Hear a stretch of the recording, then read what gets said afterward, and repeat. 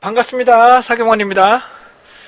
자, 빅데이터 스퀘어 2021년도 4월 7일부터 8일까지 제가 농심에서 직접 강의했던 R을 활용한 빅데이터 실무 중에서 R을 이용한 기본 명령어 구조에 대해서 설명을 좀 올려보도록 하겠습니다. 에 대한 부분은 거의 다 끝났고요. 해당되는 이제 R 실습을 직접 하면서 좀 진행해 보도록 하겠습니다. 자, R에 대한 기본 개념은 기본적으로 무료다, 대용량 쓸 수 있다, 그 다음에 리눅스도 쓸 수 있다. 근데 아까도 말씀드린 것처럼 패키지가 너무 많아요. 패키지는 많다는 단점이 있을 수 있고, 프로그램을 직접 입력해야 된다는 한계점이 있어요. 또 어떤 사람은 되는데 나는 안 돼. 실제로 그런 경우도 정말로 많다는 점 다시 한번 말씀드립니다. 그럴 경우는 우선 R을 다시 다 끄셨다가 다시 열어서 실행하는 방법도 하나가 방법이 되겠습니다. 자, 계속합니다. 여러 가지 다양한 함수들을 사용할 수 있고 개별이 만들어지기 때문에 그렇게 되고요. 맵을 사용할 수 있다는 점들도 상당히 강점이 되겠죠. 자, 계속합니다. 여러 가지 응용해서 를 사용할 수가 있을 것 같고요. 그 다음에 주요 기능은 전통적인 뿐만 아니라 모형, 그 다음에 다양한 인공지능, AI, 클러스팅 이런 것들 다 분석이 가능합니다. 자, 기본적으로 한국어와 영문에 대해서 좀 살펴보셔야 될 것 같고요. 언어적인 내용들 그리고 계속적으로 자발적으로 검색하는 자세가 매우 필요합니다. 자, 계속 넘어갑니다. 이제 R 설치는 다 넘어갈게요. R 설치가 만약에 집에서 하고 싶으신 분들이 나오신다면 집에서나 추후에 설치하고 방법을 좀 알고 싶다고 하시는 분들이 계시면 제가 하나 알려드릴게요. 제가 제 개인적으로 운영하고 있습니다. 스탯소프트 co.kr에 가시면 제가 개인적으로 만든 데입니다. 여러분들이 자연스럽게 사용하실 수가 있는데요. 너는 왜 접속이 안 되니? 네, 아무튼 거기서 진행하실 수가 있게 되겠습니다.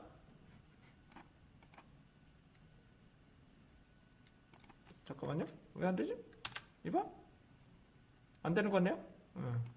자, 그래서 해당하는 부분에서 간단하게 다운로드를 통해서 살펴보실 수가 있습니다. 링크까지 제가 계속적으로 업데이트를 해드리고 있으니까 링크를 받으시면 되실 것 같아요. 시스템은 다 말씀을 좀 드렸고요. 관리자 권한어 실행, 요것만 주의하시면 됩니다. 비트 수만 확인하시고 여기서 넘어갑니다. 자, 그 다음에 이제 RStudio 기본적인 화면을 보시고 기본적인 입력하는 방법을 하나씩 말씀 좀 올리도록 하겠습니다. 그러시면 왼쪽 하단에 가셔서 RStudio 이제 구동을 하겠습니다. RStudio라고 한번 RST까지만 치시면 나올 겁니다. RST까지만 치시면 RStudio라고 나타나실 거예요.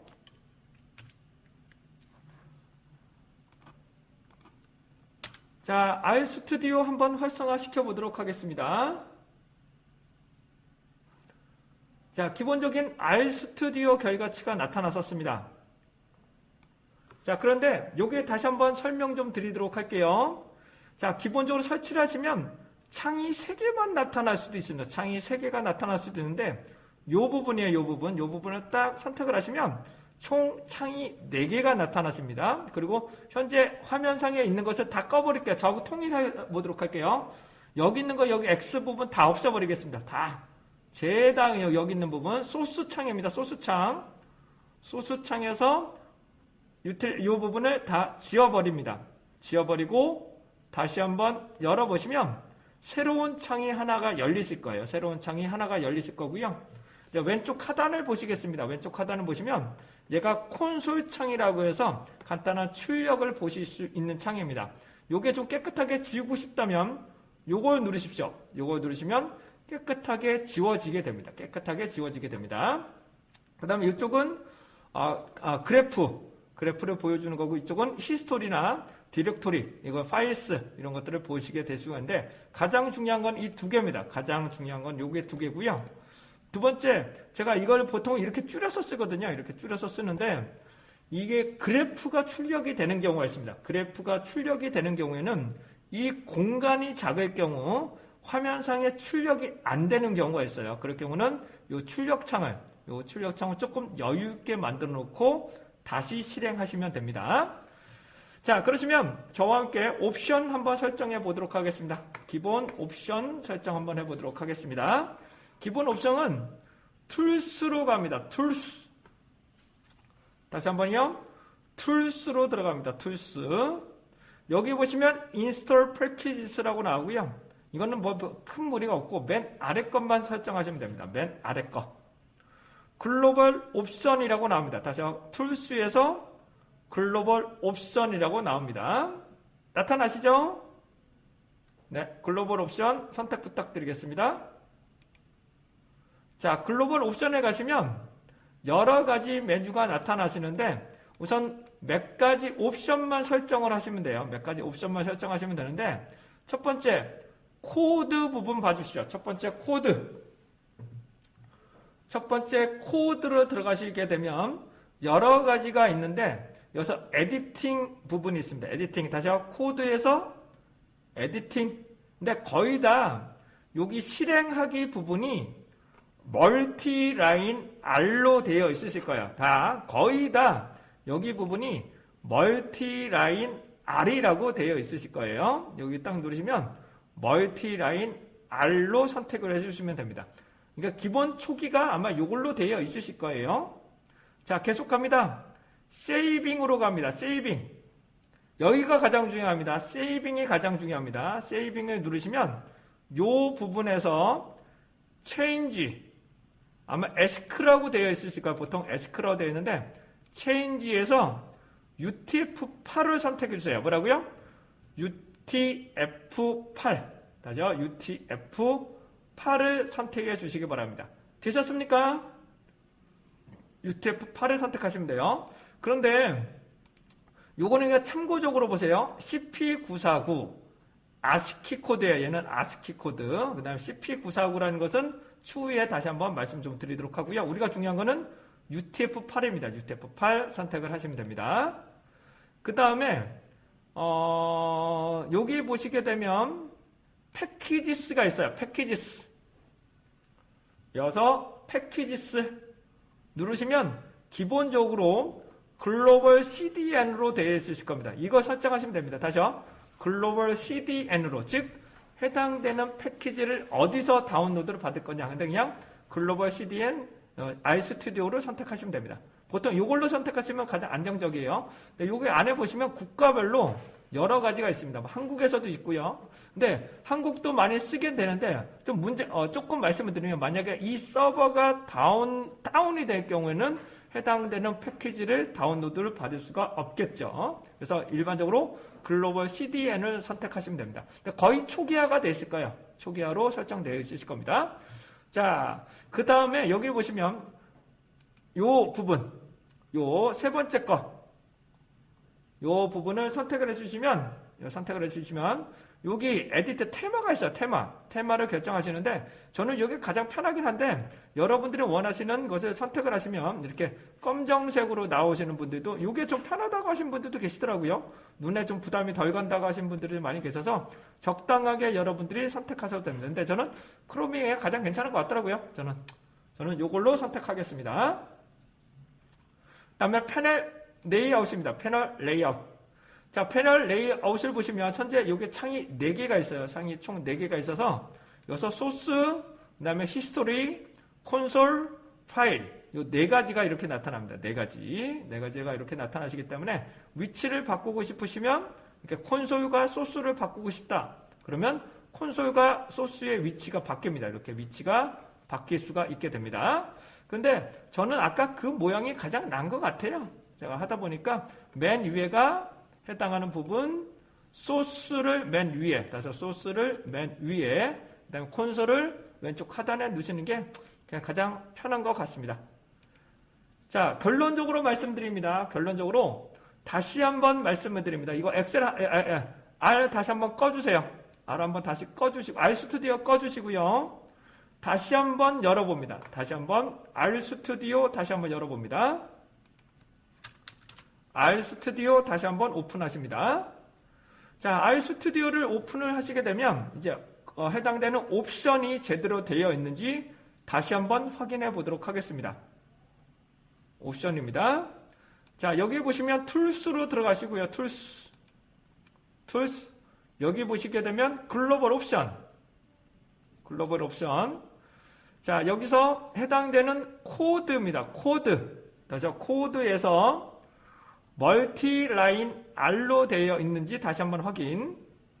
두 번째는 세이빙에서 UTF-8. 이게 가장 중요합니다. 다른 거는 대충 하셔도 되지만 이게 가장 중요합니다. 이게 한글이 제대로 불러드리기 위해서는 UTF-8로 해주셔야 됩니다. UTF-8 이렇게 해주시고 패키지스는 CDN으로 되어 있는지 요 정도만 검토하시면 되실 것 같아요. 다시 한번요. 가장 중요한 거는 코드에서 세이빙 UTF-8입니다.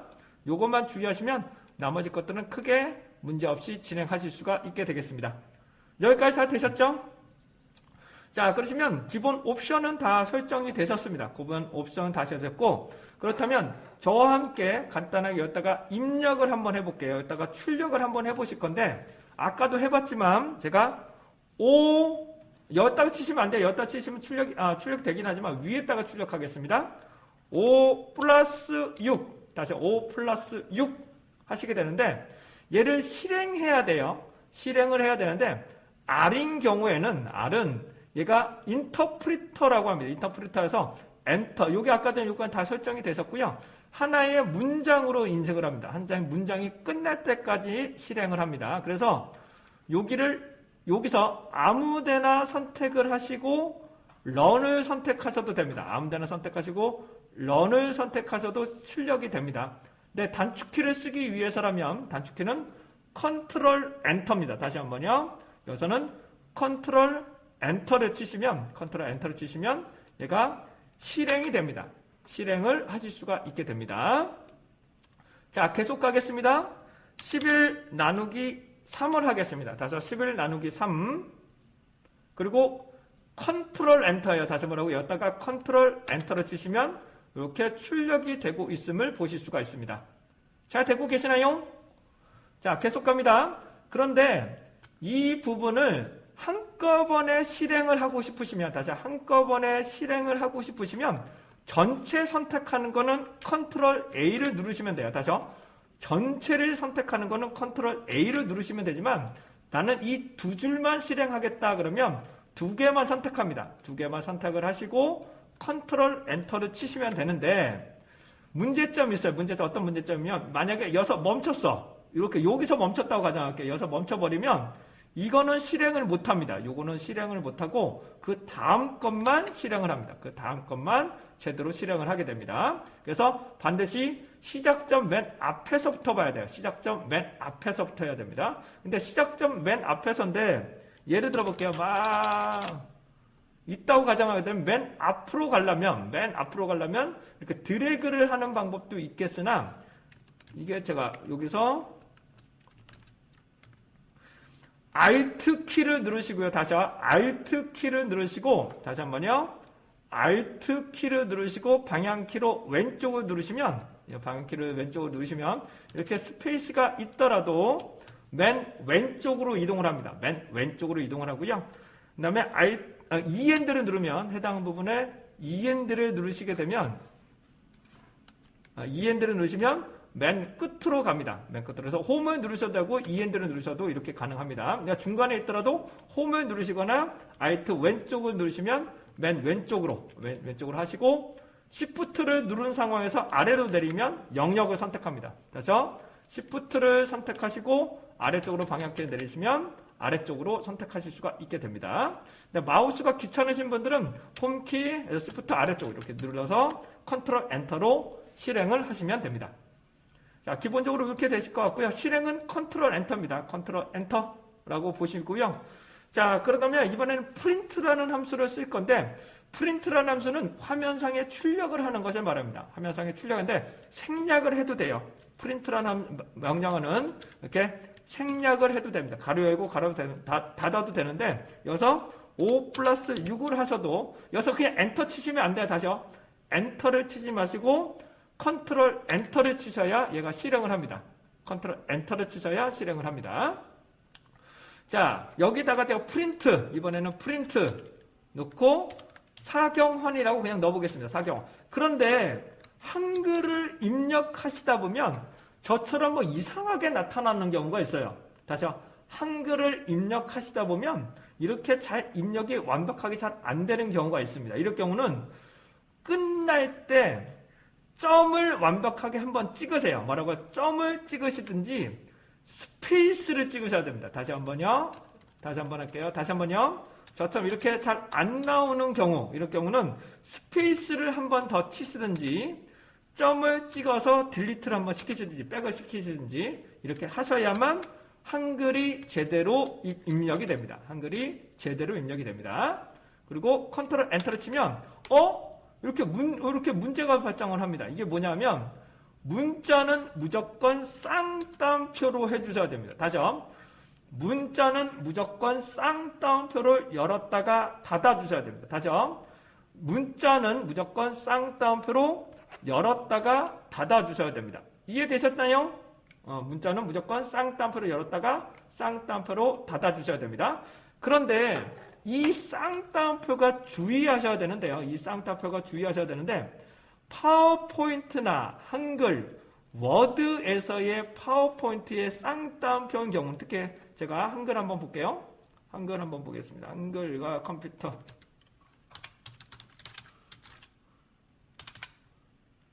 워드도 그렇습니다. 워드도 그렇고요.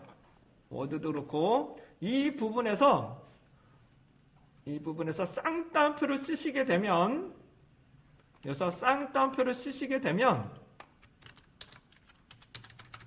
이렇게 인식을 합니다. 이렇게 인식을 해요. 자, 기본적으로 무슨 뜻인지 아시겠죠? 워드나 파워포인트 이런 데 하시면 쌍따옴표로면 이렇게 인식을 합니다. 이렇게 인식을 하는데 이렇게 인식하시면 아래서는 인식을 할 수가 없어요. 그래서 메모장에서 메모장에서 나오시는 여기에 나오시는 쌍따옴표 요걸로 인식을 해줘야 됩니다. 요걸로. 아이고. 요걸로 한번 보여드릴게요. 요거랑 다른 거예요.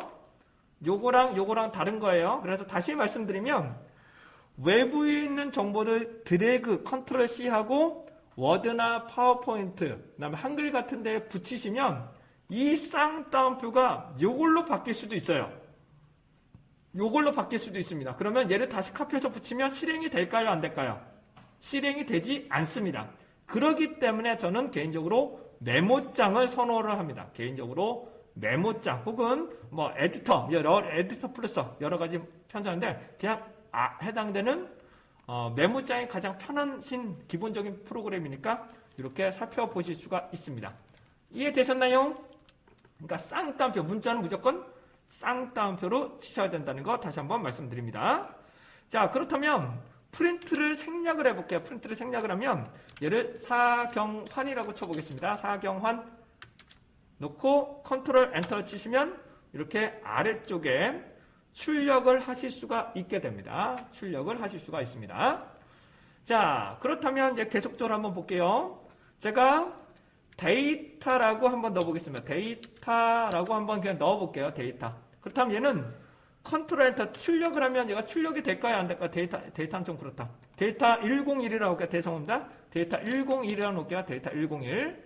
데이터 101을 하면 얘가 찾을 수 없다고 나옵니다. 데이터 101은 찾을 수 없다라고 얘가 나타나고 있습니다. 잘 되고 계시나요? 네. 자, 이 아래쪽으로 갈게요. 계속 내려가 볼게요. 그렇다면 데이터 101과 플러스 6을 하게 되면 다시요. 데이터 101과 플러스 6을 하면 실행이 될까요? 안 될까요? 당연히 실행이 되지 않습니다. 왜냐하면 얘는 문자기 때문에 일반 문자기 때문에 당연히 계산이 되지 않습니다.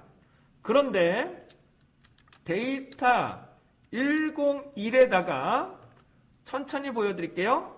왼쪽 꺽쇠 10이라고 한번 넣어보겠습니다. 다시 뭐라고요?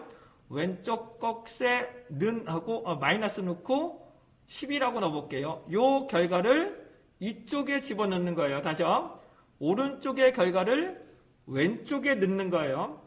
기본적인 프로그램은 왼쪽은 기준을 놓고 오른쪽의 결과를 왼쪽에 집어넣는 거예요. 다시요. 오른쪽의 결과를 왼쪽에 집어넣는 거예요. 근데 원래는 는이 돼야 되죠. 원칙은 뭐라고? 원칙은 는 이렇게 돼야 되는데 이 함수를 쓰면 오류가 혼란이 될 수가 있기 때문에 R에서는 이렇게 명령을 합니다. 10을 데이터 101에다가 넣는다. 다시 뭐라고? 10을 데이터 101에다가 넣는다고 하는 겁니다. 이해되셨나요? 네. 그리고 얘를 실행해 볼까요? 컨트롤 엔터. 컨트롤 엔터. 그렇다면 데이터 101이라고 이제 하면 얘가 출력이 원래는 여기만 할 때는 출력이 되지 않았습니다. 근데 컨트롤 엔터라면 데이터 101에다가 10을 넣기 때문에 화면상에 얘가 출력이 가능합니다. 그래서 만약에 데이터 101을 6을 더하겠다. 그러면 얼마가 나오는 건가요? 10에다가 6을 더했으니까 이제 16이라고 나타나는 거겠죠. 이해되셨나요? 자, 그렇다면 얘를 또 응용해 볼게요. 만약에 제가 데이터 101을 어떻게 한다? 데이터 101과 얘를 더했어. 다시요. 데이터 101에다가 6을 더한 거를 다시 한번 데이터 102에다가 넣었어요. 그렇다면 해당되는 데이터 101은 출력이 될까요? 안 될까요? 근데 이거를 실행을 하지 않으면 얘가 출력이 되지 않겠죠. 다 이해되세요? 얘를 실행하지 않으면 얘는 문자로만 인식을 하기 때문에 실행이 되지 않습니다. 그런데 이걸 실행을 하면, 이걸 선택을 하셔서 실행을 하면 101에다가 6을 더해서 이쪽에 집어넣고 얘를 출력을 하기 때문에 실제로 값이 출력을 하실 수가 있게 됩니다. 그러니까는 왼쪽을 기준으로 오른쪽에 있는 것을 왼쪽으로 집어넣는다. 다시요. 오른쪽의 결과치를 왼쪽에 최종적으로 집어넣는다라고 이해하시면 됩니다. 그런데 조금 조심하셔야 할 내용이 있어요. 만약에 101 플러스 6을 101로 만들게 된다면, 다시요. 101 플러스 6을 101에다가 집어넣는다면 해당되는 부분이 10으로 출력이 해야 되는지 16으로 출력해야 되는지 얘가 헷갈릴 수가 있게 되겠죠. 이해되시죠? 그러니까 얘를 똑같은 명령으로 이렇게 가급적 이렇게 동일한 내용으로 덮어 씌우지 않는 것이 중요합니다. 이거를 가급적이면 다른 이름으로 저장하는 것을 권장합니다. 이해되셨죠? 자, 다시 한번 말씀드립니다. 무슨 말이냐면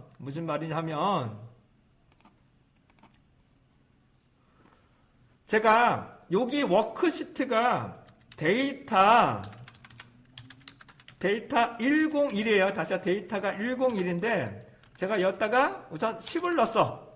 그리고 여기다가 6을 더했어. 6을 더했다면 아예 데이터를 아예 새롭게 만들어서 뭐라고 여기다가 새롭게 만들어서 얘 결과치에다가 더하기 6을 하는 거죠. 뭐라고요?